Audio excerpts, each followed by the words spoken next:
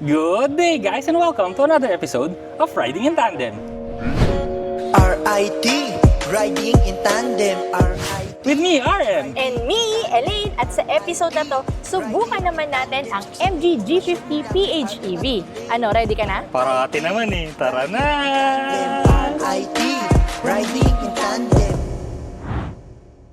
Tayo mga Filipino, no, gusto talaga natin yung mga MPV kasi ang lalaki ng mga pamilya natin, no? Kailangan natin palagi 7 seats. Oo, tsaka para isang sasakyan na lang yung gagamitin. Oo, di ba? Bago to kasi MPV siya, 7 seats, pero plug-in hybrid. Yun. So, interesting car. So, unahin muna natin pag-usapan yung labas niya. Sa labas, no, ang linis tignan nung harap, likod, tsaka yung gilid niya. Yung harap niya, gusto ko kasi yung pati yung grill niya kakulay ng sasakyan. Tapos, meron siyang manipis na DRLs, tapos yung projector LED niya nasa may bandang baba. Ako kasi gustong-gusto ko yung itsura niya kasi mukha siyang cyborg. Yun din. So yung unang tingin mo kasi sa kanya, no, parang medyo Robocop-ish. Pero kasi si Robocop na isang straight yung linya, ganun ng mata niya, di ba, ng ilaw. Ito kasi magkahiwalay naman. Grabe yung Robocop. Baka hindi na nila inabutan yung Robocop. I-research nyo na lang kung di nyo alam. O si ano na lang, sino yung nasa X-Men? Cyclops. Si Cyclops. Pwede rin. So, yun. Pero hati. Yeah. Pero itong gagawin niya pala natin yung video ngayon, mabilisang video lang to kasi hindi natin mapu-full review. So ngayon kung mapapansin nyo, ang iniikot natin ay isang paikot-ikot lang tayong parking lot. So first take lang muna natin. Yung headlights nito, no, yung may nakikita kasi akala nyo headlights yung ibabaw, hindi yun yung headlights niya. Ang headlights niya yung nasa baba. So naka-projector LEDs, di ba? Yes. Medyo kapantay siya ng grill. Tapos meron pang mga functional air vents sila na nilagay doon. Boxy yung itsura dahil MPV tayo, pero at least, di ba, meron pa rin touches ng aerodynamics. Diba? Kita mo rin yan sa sides, no? Kasi meron siyang mga simple creases sa gilid. Ang mga pintuan din ito, no, hindi ito parang van. So, MPV nga eh. So, ang bukas niya yung parang regular na kotse rin yung bukas. Hindi siya sliding. Pero yung tailgate nito, automatic na nagbubuka. So, pindutin mo lang, bubukas na siya, angat na siya. Tapos pag nakita mo yung space sa loob, grabe. Kahit pa naka 7-seat configuration tansya ko pa lang kasi hindi ko nasubok. Pero feeling ko yung maleta na medium, pasok na pasok. Yung large, feeling ko baka. Hindi ko matesting pero baka papasok pa rin eh. Kasi ang laki talaga. Pwede mong itupi yung third row seats, no? Pag tinupi mo siya, sobrang laki na talaga ng space. Yung mga tipong susundo ka ng balikbayan, pak. Kahit patong-patong. Kasi kung nakikita nyo, no, ang laki ng headroom kasi nito, hanggang dulo yan, napakaluwag. So, hanggang pataas nun, pwede nyo lagyan ng lagyan, patungan ng patungan. Tapos speaking of space naman, umupo ako doon sa third row seats. Syempre, dapat umupo ako doon. Pero siya ang nagkasya batayan ako. kasi mas matangkad to eh. 5'8 ako. Nagkasya ako doon sa third row seats. Yung second row seats, maluwag sa akin, no? Isang fist pa yung space ko. Pag naka-normal driving position ako dito sa unahan.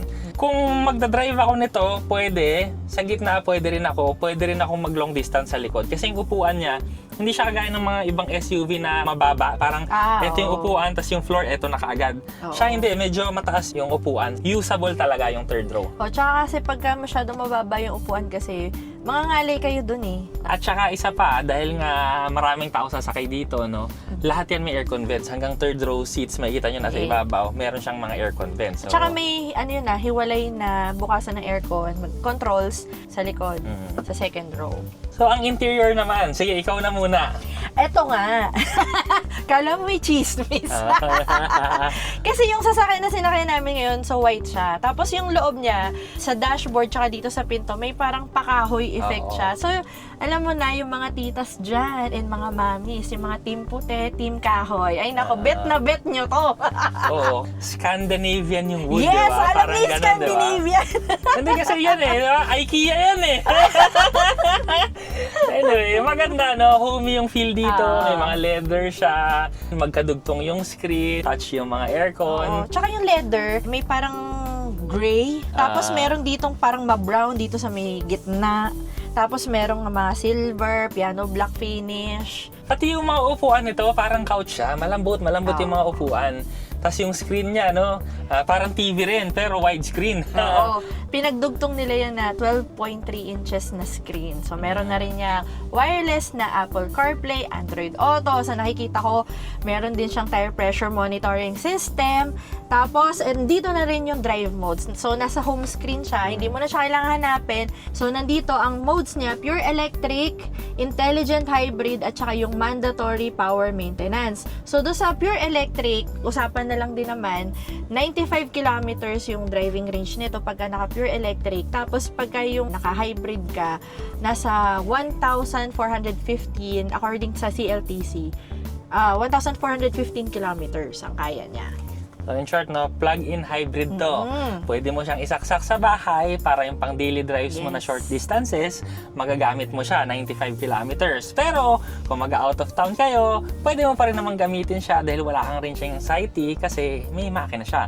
Pwede kang magpagasolina. Ang gamit nitong makina, 1.5 liter naturally aspirated gasoline engines. Ang galing, no, imagine niyo, no, MPV sa plug-in hybrid na. Tsaka ang maganda rin pala dito meron siyang idle charging. So, kunyari, puno yung mga charging station. So, syempre, magpa-park ka sa iba. So, pag naka-under lang yung sasakyan, pwede mo siyang i-idle charging. I-charge siya nung gasoline motor mo habang nakaparada. Oo. Tapos habang nag-charge siya, no, syempre, kailangan mong gamitin. Pwede mo rin tong gamitin na vehicle to load. So, kunwari, magka-camping ka. Yan. Isaksak mo na lang dyan yung mga Appliances. coffee maker mo, di ba? Electric fan mo, Saan kayo abutin? ilaw. Basta dala mo. Oo. So, kasi di ba, usually yung dati, nung pagka mag-overlanding ka, dapat may power bank ka, power station, di ba? Para doon mo, yung mga lahat ng energy yung gagamitin mo doon. Pero ngayon, hindi mo na kailangan nun kasi kaya na ng kotse mo eh. Pag kunwari, nawala ng kuryente sa inyo, pwede mong gamitin to, V2L. Di ba? Lalo na kung may anak kayo, bata. Pwede rin kayo matulog dito. Oo, ayun. Ito nga lang kasi, no? Kasi nasa parking lot lang tayo umiikot-ikot, hindi natin matetesting yung power niya. Pero, may isang straight dito. So, para lang ba masubukan lang natin, no? Trust mo. Pero in fairness, habang nag-aano tayo, no, habang pine-prepare ko siya, yung steering natin, kahit pagkalaki-laking sasakyan nito, ang lambot ng steering, hindi ka mahihirapan dito. Yung mga sa city driving, kahit malaki siya, hindi ka pagpapawisan. Hindi siya parang pick-up na nakikipaglaban sa iyo yung manibela. malambot siya. So far, paikot-ikot kami dito, no? Wala akong shifting na nararamdaman. Kasi 1DH tier lang to, dedicated hybrid transmission.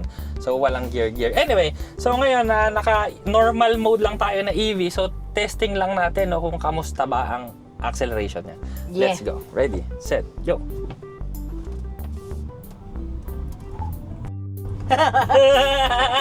Uy, teka lang. Galit yung Nag-squeak yung makina.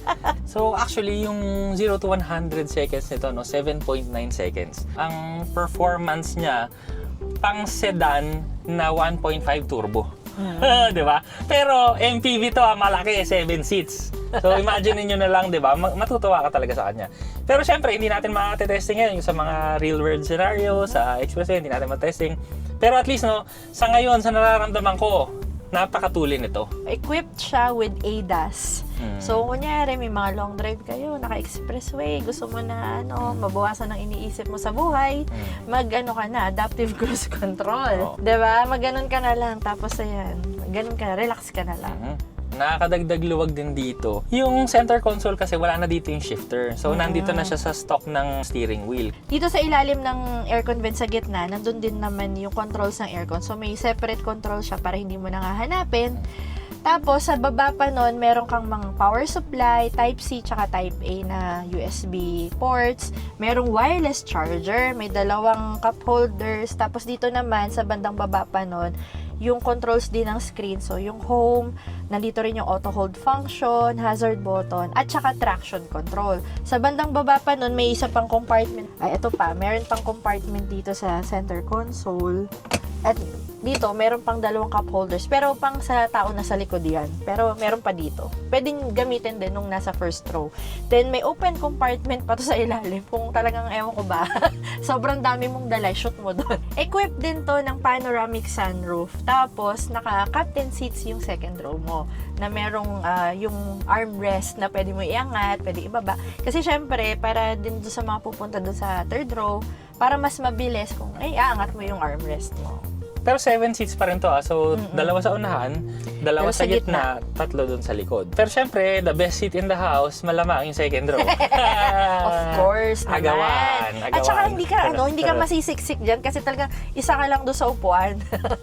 So sa makina rin nito, iba-ibang klaseng modes din yung kaya niyang gawin all-in-one. So kaya niya ng full electric mode para kuryente lang yung umaandar sa'yo pag mga low speeds or kagaya ngayon, napakatahimik kasi full electric lang tayo kanina pa Meron din to nung series mode na magcha-charge lang yung engine ng baterya or kahit naka-stop ka, pwedeng mag-charge siya ng kusa using yung gasolina mo para ma-charge yung battery mo.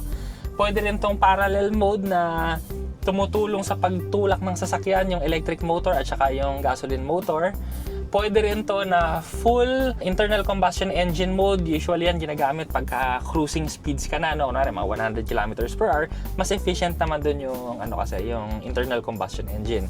Meron din tong regeneration mode na pag namembreno ka, matcha-charge yung battery mo ulit. So, walang aksaya.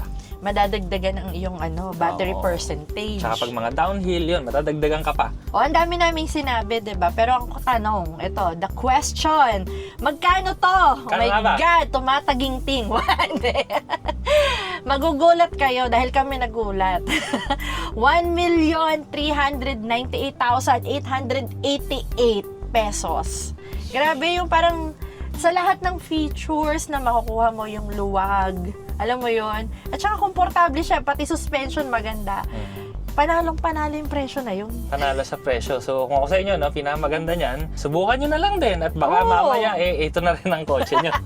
Baka ito pala hinahanap mo. Abangan nyo na lang ang full video natin na hindi na tayo dito sa parking nagdadrive. Correct. Maraming salamat sa panonood. Sana nag-enjoy po kayo at may natutunan kayo sa video namin. Next video na!